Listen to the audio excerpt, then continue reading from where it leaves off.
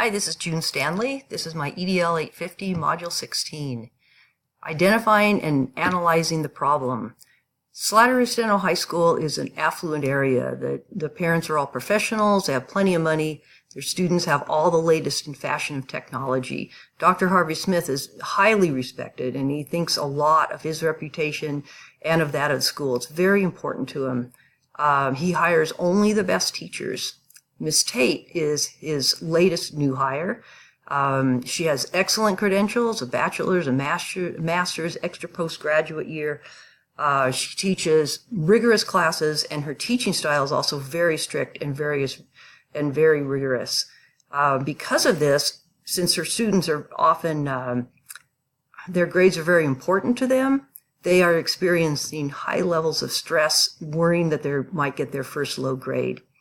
So Dr. Smith has received a lot of calls from parents worried about this, and Mrs. Tate has gotten a lot of complaints. So he counseled Miss Tate, but she has not been very successful with implementing his ideas and continues to get complaints from parents and students.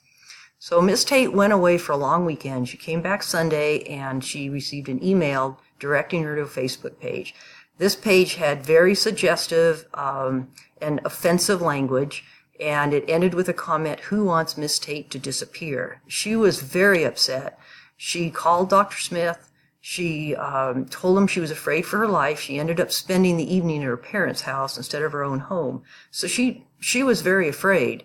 Dr. Smith looked at the email. He looked at the web page, and he said he believed that it was all a prank. He did ask if she knew of any students who might be responsible, and she named one. So he promised to meet the next day with her, the students, and his friends, and suggested that they might have their tech people try to find the email's origin. So what do I need to know? Is there a threat assessment team in place? There should be, but I know that all schools don't have one. What's the protocol? Are there procedures for evaluating the information? Does a Facebook page constitute a true threat under law? There's very strict guidelines for that. Should we contact the legal authorities? Can we have the page removed? Are we going to be able to find the author? If a student is responsible, are there more than one? Are there more that knew about it? Are there more that involved? What about parents? Is there any history of making threats? Would students have some information that might help us? And which students cause Miss Tate trouble? Which of them have low grades compared to their other classes? What has Miss Tate done? What has she actually done to respond to student and parent concerns? Has she documented everything? How did the students or the parents react? Obviously it wasn't enough for at least one student. And what can we do to avoid situations like this in the future?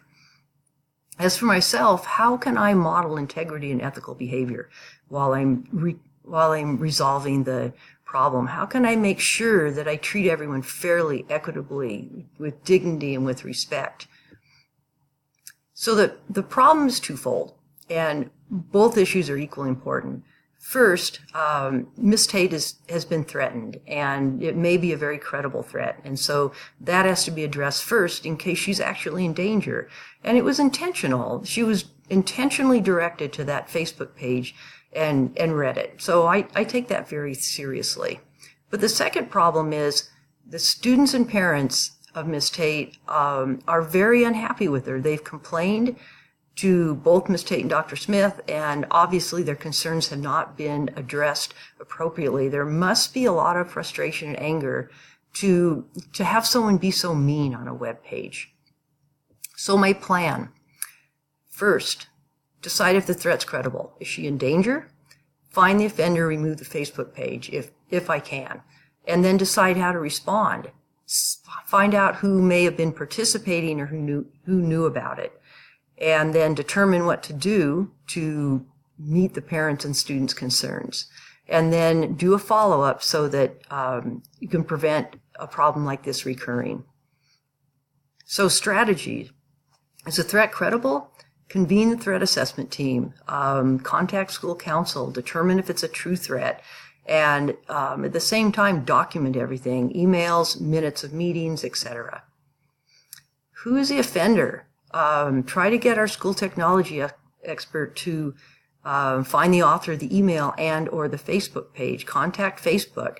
Look at information about Miss Tate's students. Look at their grades. Interview students. Interview parents.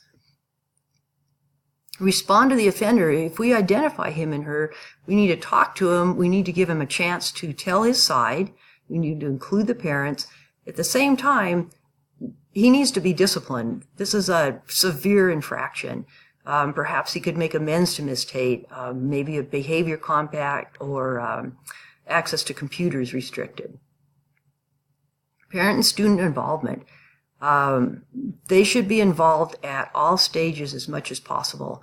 Interviews, input from them, ask them to allow access to their Facebook page and or their phones.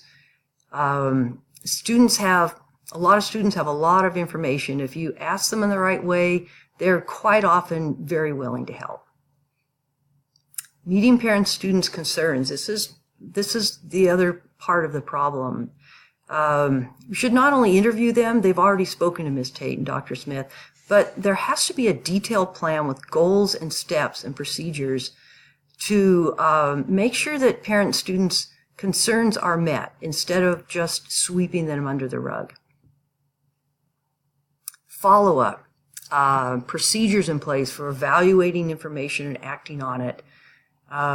There needs to be procedures in place for addressing student and parent concern. There needs to be procedures for new teachers and support for new teachers so that they have help. If something like this comes up, then immediately they can have help and support to deal with it. Document all the steps, and once again, support for the teacher. Resolving the issue. School climate and school culture. You have to have a larger context of school safety and expectations and procedures for addressing things so that students feel safe and feel that their needs are addressed so that they can succeed. 2 outcomes from my plan. Threats, suggestive and offensive language are absolutely not acceptable ways to deal with frustrations. And on the other hand, that we would have procedures in place to deal with such frustrations.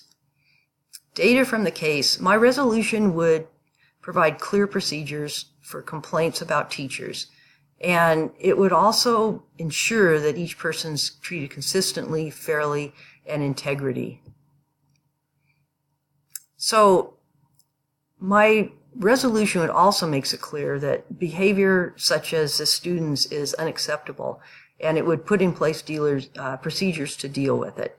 And this would lead to an environment that's more conducive to the success of all students. Dr. Smith's concern for his reputation at his school is worrisome to me, and my procedures would ensure that every stakeholder is treated the same. This category was really valuable for me, and I was surprised at that. But what was I thinking as an administrator? I should have done a better job with Ms. Tate and her students and their parents. Losing her is not an option, because then it teaches students that they can get rid of a teacher by acting inappropriately. There has to be better processes for addressing student concerns and supporting teachers. And I think that I wanted to treat everyone with respect and dignity and fairness. My feelings, I tried to feel as Dr. Smith would, and that was anxiety about my reputation and that of the school, anger of being put in this position, worry about Ms. Tate, responsibility that I let this happen, and also worried that I might not handle it well and what the negative impacts to the school, students, staff, and parents might be. And so what I found as I thought about this is that I valued everyone involved, and of course the students come first. I valued Ms. Tate, the success of every single student and all the stakeholders, and also valued a school climate that includes respect and clear behavioral expectations. And I valued having processes in place to deal with issues such as this. So unresolved issues, we may not find the identity of the author of the Facebook page. I need to be aware of my feelings and how they might interfere with fair and ethical actions on my part. And I would like to establish procedures for new teachers and also for addressing student and parent concerns.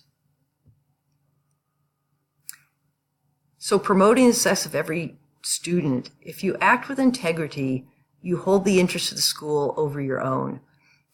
You realize that students need clear and consistent behavioral rules, and that's more important than the reputation. And you must support everyone. Acting with fairness, taking mistakes seriously, taking the concerns of students and parents seriously, including everyone in resolving this issue, and recognizing my own role in having the issue happen in the first place. Acting in an ethical manner. So all of the outcomes of my plan, instituting procedures for student and parent concerns, for similar incidents, reaching out to parents and students, investigating the incident, and working to change school climate, all of this is going to help every student's success because I'm creating a climate of ethical actions. My references? Thank you for listening.